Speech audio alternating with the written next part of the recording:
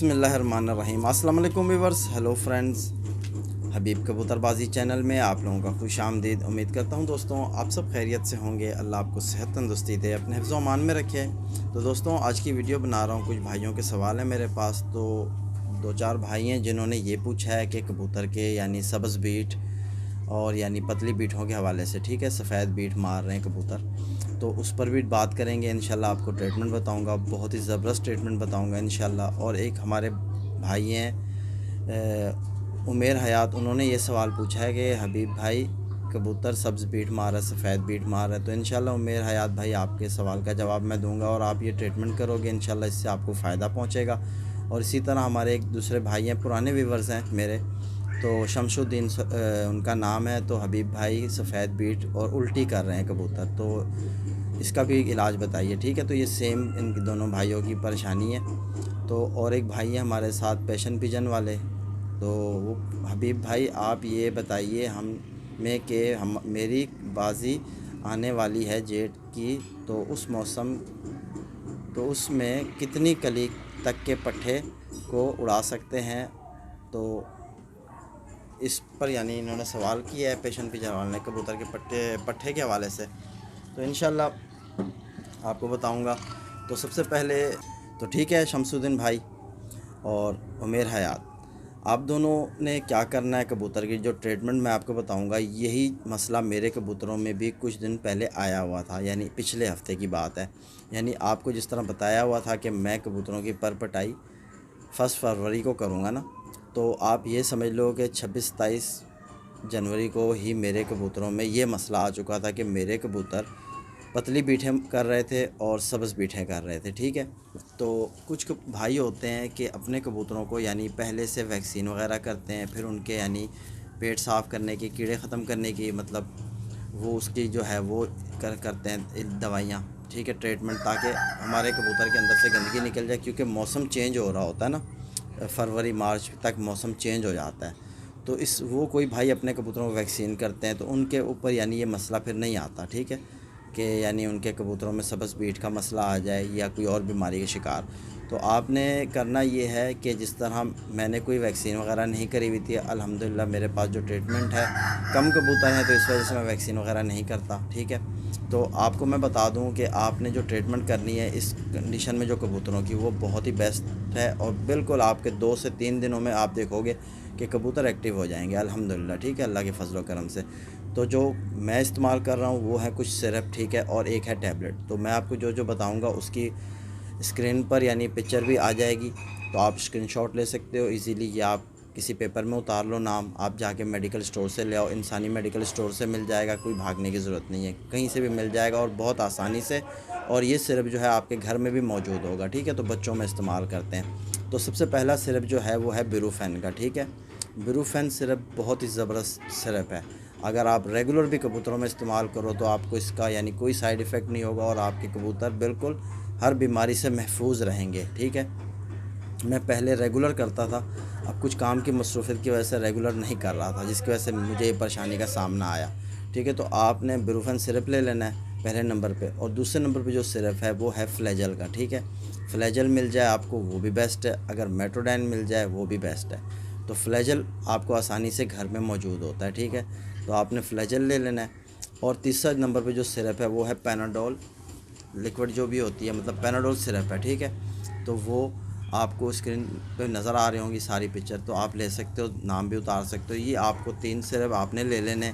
और चौथे नंबर पे जो है टैबलेट वो है सर्बेक्स जी का, जेड, ठीक है, जी, सर्बेक्स जी, आपको आसानी हो जाएगी, उसकी भी पिक्चर मैं सामने स्क्रीन पे दे दूँगा। तो ये आपके तरीका इस्तेमाल ये है, आपने करना ये है कि 1 लीटर पानी ले लेना है आपने।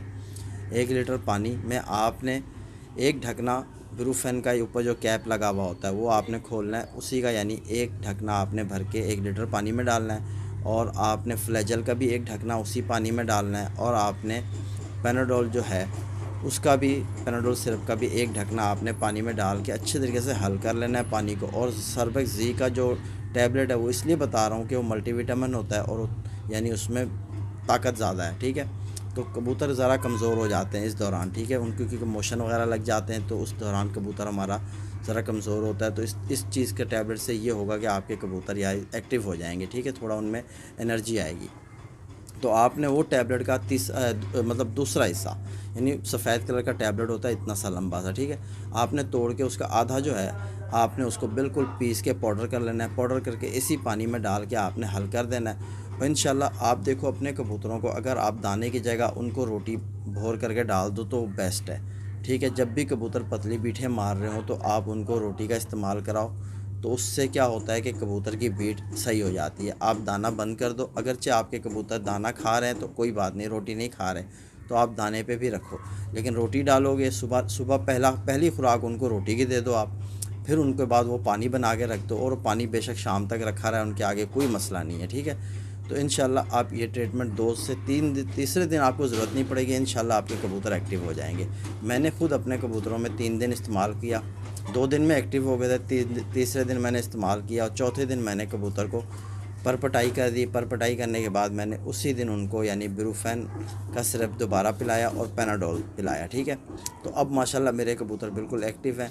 तो आप बेफ़िक्र हो जाएं, आपको जिस तरह बता दिया ये ट्रीटमेंट बहुत सस्ता और हर घर में कुछ की दवाइयाँ मौजूद भी होती हैं। तो इसी तरह अब चलते हैं पेशन पिजन। भाई आपको बता दूं कि आप पूछ रहे थे कि यार कितनी कली के बच्चे को हमने बाजी में उड़ा सकते हैं, ठीक है।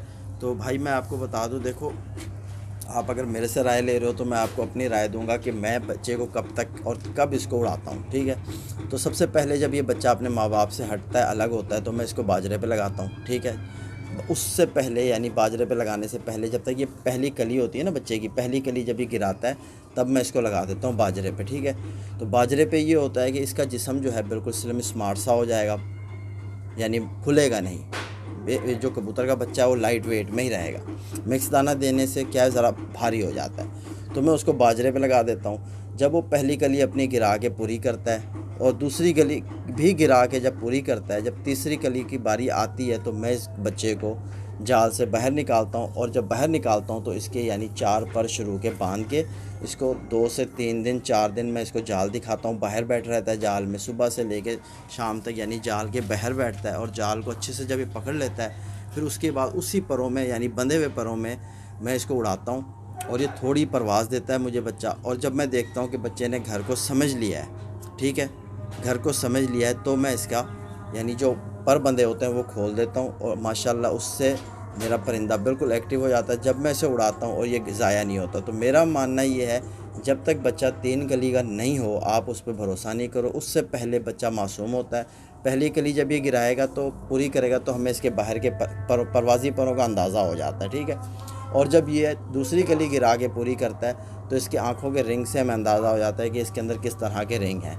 और जब तीसरी कली पूरी करता है तो इसकी हड्डी जोड़ तकरीबन यानी एक सख्ती की तरफ आ जाते हैं और पंजे वगैरह बना जाता है अपने। ये हमें कबूतर में पहचान हो जाती है कि अब ये हमारा परिंदा किस तरह की परवाज़ करेगा और इसे किस तरह का आगे हमने खेल इसके साथ जो है खेलना है, उसी खेल पे हमने इसे उड़ाना है, ठीक है। उस किस तरह हमने इसके यानी दाना पानी करना है और कौन सा नुस्खा इसको लगाना है जिससे ये घर भी आएगा। तो ये मेरा मानना है। तो आप भी कोशिश करो कि 3 कली या 4 कली या 5 कली तक के बच्चे को आप बाजी में छोड़ो, इंशाल्लाह वो बच्चा आपको अच्छी परवाज़ें भी दिखाएगा और घर भी वापसी आएगा। और जब बच्चा पहुंच जाता है अपनी यानी कि लास्ट 2 पर की तरफ, यानी जिस तरह 9वीं 10वीं बच्चे की बच्ची होती है तो बच्चा बगल साफ़ करने लग जाता है और दुम साफ़ करने लग जाता है, ठीक है। तो तब बच्चे को नहीं उड़ाना चाहिए। आप अगर बच्चे को रोकोगे तो बच्चा घर बैठ के जो तैयार होगा बहुत अच्छा तैयार होगा। अब जब बच्चा यानी कि अपनी दुम बना लेता है, जब थोड़े से दुम के कुछ पत्ते बाकी होते हैं तो कबूतर यानी बच्चा अपने 9वीं कली गिराता है। और जब 9वीं कली ये गिरा दे तो आप बिल्कुल इसे नहीं उड़ाओ, रोक दो, ठीक है। तो बच्चा यानी कि 9वीं और 10वीं अपने जाल में घर में बैठ के तैयारी करे पूरी, क्योंकि ये दोनों कलियों में बहुत प्रवास का सारा दारोमदार इस पर की बाहर की कलियों पे होता है। तो ये कली अगर कमज़ोर हो जाए कबूतर की तो कबूतर आसमान की हाइट नहीं पकड़ता, ठीक है। तो पैशन भाई आपकी समझ में आई होगी मेरी बात। ये जो थोड़े बहुत मैं पॉइंट आपको बताता हूँ यकीन करो आप अगर इन पे अमल करो, इन पे आप समझ के ऐसे अपने आपको यानी कबूतरों को चलाओ तो इंशाल्लाह आपके घर के बच्चे ज़ाया भी नहीं होंगे और सारे वापस आएंगे और अच्छी परवाज़ों के साथ वापस आएंगे। तो इंशाल्लाह आपके साथ शेयर भी करेंगे कि आपने बच्चों यानी जिस तरह बच्चों का सीज़न आ रहा है बच्चे उड़ाएंगे तो आपको शेयर भी करेंगे, बताएंगे कि आपने किस तरह इनकी यानी तैयारी करवानी है और किस तरह आपने इनको वापसी पे खुराक देनी है और किस तरह आपने इनको यानी कि नुस्खा देना है उड़ाने के वक्त। तो इंशाल्लाह आपके साथ हैं। तो फिर दुआओं में याद रखो अपने भाई बीप को। और मेरा इसी तरह एक दूसरा चैनल है उबैद बर्ड्स का, ठीक है, वहाँ भी आप विज़िट करो। इंशाल्लाह वहाँ भी मैं कबूतरबाजी के हवाले से बताता हूँ। तो फिर मिलते हैं नेक्स्ट वीडियो में। अल्लाह हाफिज़।